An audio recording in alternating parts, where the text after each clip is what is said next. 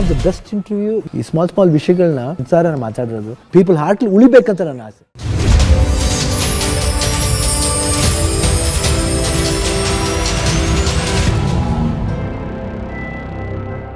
ವೀಕ್ಷಕರೇ ನಮಸ್ಕಾರ, ನಾನು ರಾಘವೇಂದ್ರ ಗುಡಿ. ಇವತ್ತಿನ ಟಾಕ್ ಟಾನಿಕ್ನಲ್ಲಿ ಮತ್ತೊಬ್ಬ ವಿಶೇಷ ಅತಿಥಿ ಜೊತೆಯಲ್ಲಿ ಮಾತನಾಡ್ತಾ ಇದ್ದೀವಿ. ಇಡೀ ಕರ್ನಾಟಕ ರಾಜ್ಯದಲ್ಲಿ ಕೋಟ್ಯಾಂತರ ಮನೆಗಳಿದ್ದಾವೆ. ಅವೆಲ್ಲ ಮನೆಗಳಲ್ಲಿ ಈ ಮನೆಗೆ ದೊಡ್ಡ ಮನೆ ಸ್ಥಾನವನ್ನು ಕನ್ನಡಿಗರು ಕೊಟ್ಟಿದ್ದಾರೆ. ಇಡೀ ಕರ್ನಾಟಕವನ್ನು ನಾವು ಒಂದು ಮನೆ ಅಂದ್ಕೊಂಡ್ರೆ ಈ ಮನೆಗೆ ದೇವರ ಮನೆಯ ಸ್ಥಾನವನ್ನು ಕನ್ನಡಿಗರು ಕೊಟ್ಟಿದ್ದಾರೆ. ಅಂಥ ದೇವರ ಮನೆಯ ಹಿರಿಯ ಮಗ, ಕರ್ನಾಟಕದ ಜನರ ಹೃದಯದ ದೊರೆ ಶಿವಣ್ಣ ಇವತ್ತು ನಮ್ಮ ಜೊತೆಯಲ್ಲಿ ಜಾಯ್ನ್ ಆಗ್ತಾ ಇದ್ದಾರೆ. ಅವರನ್ನು ಕಾರ್ಯಕ್ರಮಕ್ಕೆ ಸ್ವಾಗತ ಮಾಡೋಣ, ಅವ್ರ ಜೊತೆಯಲ್ಲಿ ಮಾತನಾಡ್ತಾ ಹೋಗೋಣ. ಶಿವಣ್ಣ ನಮಸ್ತೆ. Thank you. ಕಾರ್ಯಕ್ರಮಕ್ಕೆ ಸ್ವಾಗತ. Thank you. ಹೇಗಿದ್ದೀರಿ? ಫೈನ್. ಸೊ ಈಗ ಫಸ್ಟ್ ಆಫ್ ಆಲ್ 40 ವರ್ಷ ಆಯಿತು ನಿಮ್ಮ ಆನಂದ ಸಿನಿಮಾ ರಿಲೀಸ್ ಆಗಿ. ಕಂಗ್ರ್ಯಾಚುಲೇಷನ್ಸ್. ಹೇಗಿದೆ ಆನಂದದಿಂದ ಇವತ್ತಿನ 45ವರೆಗಿನ ಜರ್ನಿ? ನಾವು ಒಂದ್ಸರಿ ನೋಡಿದ್ರೆ ಹೇಗೆ ಅನ್ಸುತ್ತೆ? I think nothing. ನೋಡಿದ್ರೆ ನಾವು ಇಷ್ಟು ವರ್ಷ ಆಗೋಯ್ತು ಅಷ್ಟು ಬೇಗ ಅನಿಸುತ್ತೆ. ಅಂದರೆ ದಿನಗಳು ವರ್ಷಗಳು ಎಷ್ಟು ಬೇಗ ಹೋಗುತ್ತೆ ಅಂತ ಗೊತ್ತಾಗಲ್ಲ ಮನುಷ್ಯನ ಜೀವನದಲ್ಲಿ. ಅಂದರೆ ಸಾಕಷ್ಟು ಏನಂತೀವಿ, ಟ್ರಾವೆಲ್ಲಿ we see good things, bad things, ups downs. ಅದೇ ಜೀವನ. ಅಂದರೆ ಯಾವಾಗಲೂ ಅಪ್ಲೇ ಇರೋಕ್ಕಾಗಲ್ಲ. They should be variation. ಯಾಕೆಂದರೆ ಏನಂತೀವಿ, ಲೈಫ್ಲಿ ವೇರಿಯೇಷನ್ ಇದ್ದರೆ ಸ್ವಾರಸ್ಯ ಇರಲ್ಲ. ಯಾಕಂದರೆ ಇಟ್ ಬಿಕಮ್ ಬ್ಲ್ಯಾಂಕ್. ಅಂದರೆ ಲೈಫ್ ರೊಟೀನ್ ಆಗ್ಬಿಡುತ್ತೆ. ಅಂದರೆ ಇದೇ ಕಣೆ ಜೀವನ ಅನ್ನಂಗೆ ಅದು ಒಂದೊಂದ್ಸರಿ ಜಿಗುಪ್ಸೆ ಕೊಡೋದು ಅಂತ ಇದಿರುತ್ತೆ. ಬಟ್ ಐ ಫೀಲ್ 40 ಇಯರ್ಸ್ ಹೆಂಗೆ ಹೋಯ್ತು ಗೊತ್ತಿಲ್ಲ. ಆ್ಯಂಡ್ ಯಾವ ಗಳಿಗೆಯಲ್ಲಿ ಅಮ್ಮ ಆನಂದ್ ಅಂತ ಹೆಸರಿಡೋ ಗೊತ್ತಿಲ್ಲ. ಆ ಆನಂದ ಇಲ್ಲಿವರೆಗೂ ಕ್ಯಾರಿ ಆಗಿದೆ 45ವರೆಗೂ. I think I am really blessed in that way. ಈ 40 ವರ್ಷದಲ್ಲಿ ನೀವು ಹೇಳಿದ ಹಾಗೆ ಅಪ್ಸ್ ಆ್ಯಂಡ್ ಡೌನ್ಸ್ ಬೇಕಾದಷ್ಟಾಗಿದೆ. ಆದರೆ ಒಂದು ಮಾತ್ರ ಬದಲಾಗಲೇ ಇಲ್ಲ. ನಾನು ಮೊದಲೇ ಹೇಳಿದಾಗೆ ಆ ಕನ್ನಡಿಗರ ಪ್ರೀತಿ. ಒಂದು ದೊಡ್ಡ ಮನೆಯ ಸ್ಥಾನವನ್ನು ಕೊಟ್ಟಿದ್ದಾರೆ, ಒಂದು ಮನೆ ಅಂದ್ಕೊಂಡ್ರೆ ದೇವ್ರ ಮನೆಯ ಸ್ಥಾನವನ್ನು ಕೊಟ್ಟಿದ್ದಾರೆ. ಆ ಪ್ರೀತಿ ಅದನ್ನು ಕ್ಯಾರಿ ಮಾಡೋದಿದೆಯಲ್ಲ, ಅದನ್ನು ಹೇಗೆ ಸಾಧ್ಯ ಆಗುತ್ತೆ? ಅಂದರೆ ಸಾಕಷ್ಟು ಒಂದೇ ಒಂದು ಹೆಜ್ಜೆ ಇಡೋಕೆ ಹೋದ್ರೂ 100 ಕಣ್ಣುಗಳು ನೋಡ್ತಾ ಇರ್ತವೆ, ಆದರೆ ಪ್ರೀತಿಲಿ ವ್ಯತ್ಯಾಸನೇ ಆಗಲಿಲ್ಲ. ಅಂದರೆ ಸಿನ್ಸಿಯಾರಿಟಿ ಜಾಗದಲ್ಲಿ ಅದು ಆಗಲ್ಲ ಅಂತ ಅನಿಸುತ್ತೆ. ಯಾಕಂದರೆ ಡೌನ್ ಡಸಂಟ್ ಮೀನ್ ದಟ್ ಮನುಷ್ಯ ಲಾಸ್ಟ್ ಅಂತಲ್ಲ. ಅಗೇನ್ ಈ ಕ್ಯಾನ್ ಕಮ್ ಬ್ಯಾಕ್. ಅದೇ ಜೀವನ ಅಂತ ಹೇಳೋದು. ನಾನು ಹೇಳಿಲ್ಲ, ಬರೀ ಅಪ್ಪೇ ನೋಡ್ಬಿಟ್ರೆ ಏನಾಗ್ಬಿಡುತ್ತೆ ಅಂದರೆ ಒಂದು ಸತಿ ಅಹಂಕಾರ ಬೆಳೆದ್ಬಿಡುತ್ತೆ, ಅಹಂ ಬೆಳೆದ್ಬಿಡುತ್ತೆ. ಬಟ್ ಏನಿಲ್ದೇ ಅದು ಬಂದು ದೇವರು ಅದಕ್ಕೇ ಎಲ್ಲ ಟೈಮ್ಲೂ ದೇವರು ಒಬ್ಬನಿಗೆ ಸಪೋರ್ಟ್ ಮಾಡಲ್ಲ. ಎಲ್ಲರೂ ಅವನ ಕರ್ತವ್ಯ. ನಮಗೆ ದೇವ್ರು ಒಬ್ಬನೇ. ಯೂಶ್ವಲಿ ನಾನು ಹೇಳ್ತಾ ಇರ್ತೀನಿ ಇದು ಯಾವಾಗ, ನಮಗೆ ದೇವ್ರು ಒಬ್ಬ.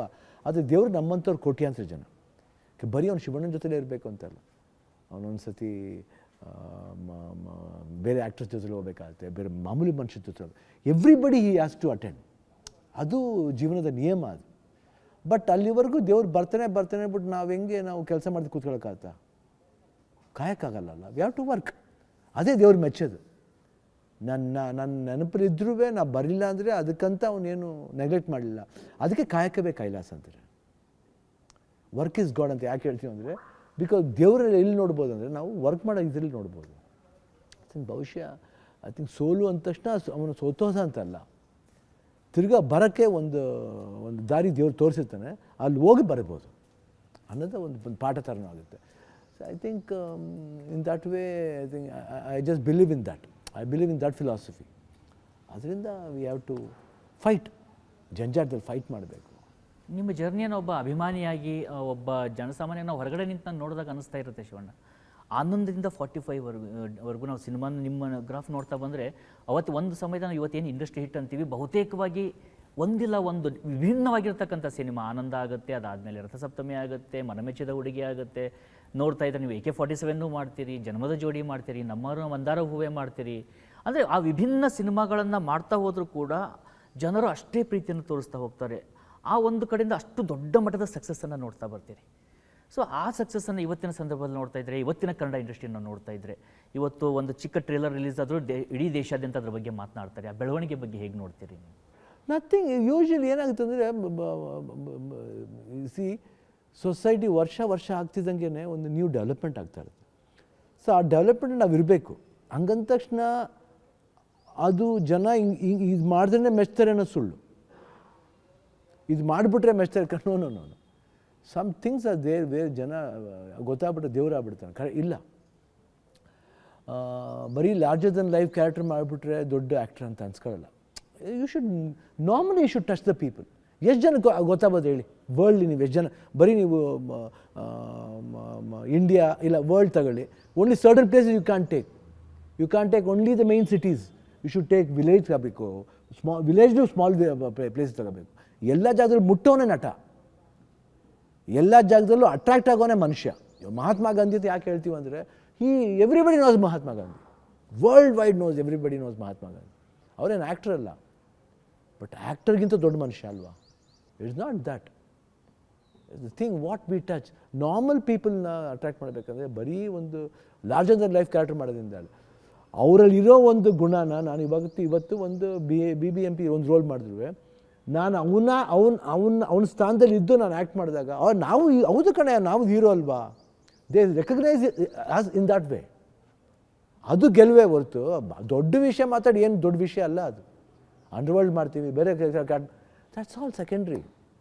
ಅಪಾರ್ಟ್ ಫ್ರಮ್ ದ್ಯಾಟ್ ನಮ್ಮ ಮಾರಲ್ ರೆಸ್ಪಾನ್ಸಿಬಿಲಿಟಿ ಇದೆ ಅವನಲ್ಲಿದ್ದು. ಇವಾಗ MGR ಮಾಡಿದ್ರು.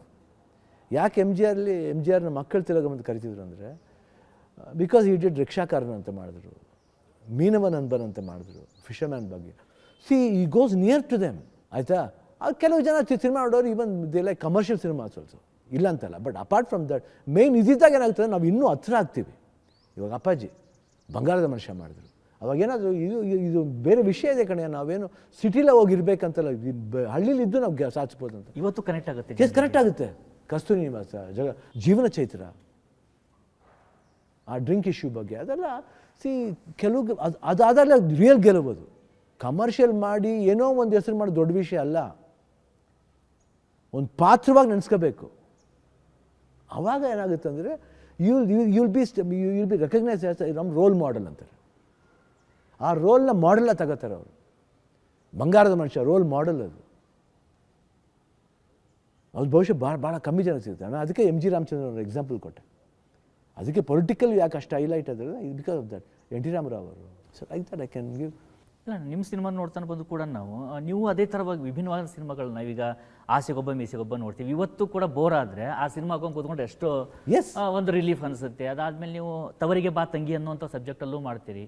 ಆಮೇಲೆ ನೋಡಿದರೆ ನೀವು AK-47 ಅಂತ ಒಂದು ಅವತ್ತಿನ ಟೈಮಲ್ಲಿ ಅದು ಟೆರರಿಸಮ್ಗೆ ಸಂಬಂಧಪಟ್ಟಂಗೆ ಅತ್ಯಂತ ಗಟ್ಟಿಯಾದಂಥ ಒಂದು ಸಬ್ಜೆಕ್ಟ್ ಅದು, ಅದನ್ನು ತಗೋತೀರಿ. ಏನಂದರೆ some point is there where you should touch the audience. They feel and take the feel. ಅಯ್ಯೋ ನಮಗೊಬ್ಬ ಅಣ್ಣ ಇರಬೇಕಾಯ್ತಲ್ಲ, ತವರಿಗೆ ಬಾ ತಂಗಿ ಮಾಡ್ಬೇಕಾರೆ, ಸಿನಿಮಾ ಮುಗಿಸ್ಕೊಂಡು ಬರ್ಬೇಕಾರೆ ಒಂದು ಹುಡುಗಿ ಓಟ್ ಬಂದು ಕೈ ಹಿಡ್ಕೊಂಡು ನನಗೊಂದು ಅಣ್ಣ ಇರಲಿಲ್ಲ ನಿಮಗೆ, ಇವತ್ತು ನನ್ನ ಲೈಫ್ ಹಿಂಗೆ ಆಗ್ತಿಲ್ಲ, ಅದು ಎಷ್ಟು ಟಚ್ ಆಗ್ತೀವಿ, ಕನೆಕ್ಟ್ ಆಗ್ತೀವಿ ನೋಡಿ. ಅದು ಆ್ಯಕ್ಚುಯಲ್ ಗೆಲುವು. ಏನೋ ದೊಡ್ಡ ಇಷ್ಟು ಒಂದು 20,000 ಜನ ತೋರಿಸ್ಬಿಟ್ಟು ಮಿಷನ್ ಗೇರ್ ಕಂಗೆ ಹೊಡೆದು, that is not. As we can do. ಅದು ಇಂಗ್ಲೀಷ್ ಫಿಲ್ಮ್ಲು ಬರುತ್ತೆ, ಇಲ್ಲಿ ಸಾಕಷ್ಟು ಸಿನಿಮಾಗಳು ಬರುತ್ತೆ. ನಮ್ಮ ಇಂಡಿಯಾದಲ್ಲೂ ಮಾಡಿದ್ದಾರೆ, KGF ಮಾಡಿದ್ದಾರೆ. ಅದೇ ಸಿನಿಮಾ ನಾವು ಮಾಡಿದ್ರೆ ಹೆಂಗೆ? ಇಲ್ಲ. ಇವಾಗ ಕಾಂತಾರ ಮಾಡಿದ್ರು, ಅದು ಆಪೋಸಿಟಾಗಿ ಮಾಡಿದ್ರು, ಬೇರೆ ಥರ ಮಾಡಿದ್ರು. ಆ್ಯಂಡ್ ಸೂ ಫ್ರಮ್ ಸೋ ಮಾಡಿದ್ರು, ಬೇರೆ. It's completely different. Charlie. So like that lot of films are there. It's not only the ping. We should be connected to the very local peoples. Connect ಆಗಿಬಿಟ್ರೆ ಅದೇ actual ಗೆಲುವು. ಎಷ್ಟು cinema ಮಾಡೋಕ್ಕಾಗ್ತದೆ ನಾವು ಹೇಳಿ ಆ ಥರ? Yes tell me how many films you can do? Larger than life how many films you can do? ಒಂದು ಹಂತಕ್ಕೆ ಬಂದಾಗ ಎಲ್ಲೋ ನಮಗೆ ಸಾಕು ಅನ್ಸಕ್ಕೆ ಶುರು ಸಾಕು, ಕ್ಲಿಷೆ ಆಗಿಬಿಡುತ್ತೆ. But what we do different rolls ಮಾಡ್ತೀವಿ.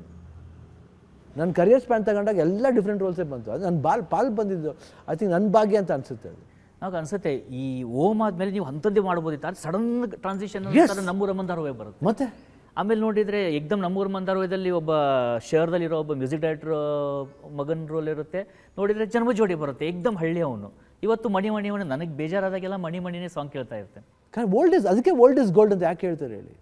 Y old becomes gold is because of that some matter is missing nowadays ಅಂದ್ರೆ that is what the old essence is missing ಅಂತ. ಬಟ್ ಅದು ತುಂಬ ಅದನ್ನ ಇವಾಗ ನ್ಯೂ ಬಾಟಲ್ ಆಗಬೇಕಷ್ಟೇ. ಬಟ್ ಒಂದು risk ಅನ್ಸುತ್ತಲ್ಲ ನೋಡಿ, ohm ಥರ ನೀವು ಮಾಡ್ಬಿಡ್ಬೋದಿತ್ತು ಆರಾಮಾಗಿ. ಸಡನ್ನಾಗಿ ನಮ್ಮೂರ ಮಂದಾರ ಹೂವೇನೋ ಜನ್ಮ ಜೋಡಿನೇ ಮಾಡ್ಬೇಕಂದಾಗ ಅದೊಂದು ರಿಸ್ಕ್ ಅನ್ಸುತ್ತಲ್ವ? ಅಂದರೆ ಜನ ತಗೋತಾರ ಇಲ್ವಾ? ನಿಮಗೆ ಯಾವತ್ತೂ ಆ ಥರ ಅನ್ಸುತ್ತೆ? We have to take. ಇಲ್ಲ ಅಂತ ಕಷ್ಟ. ವಿಭಿನ್ನವಾದ ಸಿನಿಮಾ ಮಾಡೋಕ್ಕಾಗಲ್ಲ ನಾವು. ಅದೇ ತಮಿಳ್ ಫಿಲ್ಮ್ ಬೇರೆ ಯಾತಿಗೆ ವಿಭಿನ್ನವಾದ ಸಿನಿಮಾ ಹಿಟ್ ಆಗುತ್ತೆ ಹೇಳಿ ಅವ್ರದ್ದು? Because there should be some matter where we connect to the daily life. Connect ಆಗಬೇಕು. ಆಮೇಲೆ ಶಿವಣ್ಣ, ಈಗ ನೋಡಿ ನಾವು ಸಂತೋಷ, ದುಃಖ ಇವೆಲ್ಲವನ್ನು ನಾವು ನೋಡ್ತಾ ಇರ್ತೀವಿ ಬದುಕಲ್ಲಿ. ನೀವು ಹೇಳಿದಾಗ ಅಪ್ಸ್ ಆ್ಯಂಡ್ ಡೌನ್ಸ್ ಇರುತ್ತೆ. ಇವತ್ತಿನ ಸಂದರ್ಭದಲ್ಲಿ ನೀವು ಇಲ್ಲಿ ನಿಂತಾಗ ಒಂದ್ಸರಿ ನಿಮ್ಮ ಲೈಫನ್ನು ನೀವು ನೋಡಿದಾಗ ಹೇಗೆ ನೀವು ಸಂತೋಷವಾಗಿದ್ದೀರಿ ಅನ್ಸುತ್ತಾ, ತೃಪ್ತಿ ಅನ್ಸುತ್ತಾ, ಅಥವಾ ಇನ್ನೊಂದು ಏನೋ ಒಂದು ಇರಬೇಕಿತ್ತು ಆ ಥರ ಏನಾದರೂ ಫೀಲ್ ಆಗುತ್ತೆ? ಹೇಗೆ ನೀವು ಅದನ್ನು ನೋಡ್ತೀರಿ ಲೈಫ್ನ?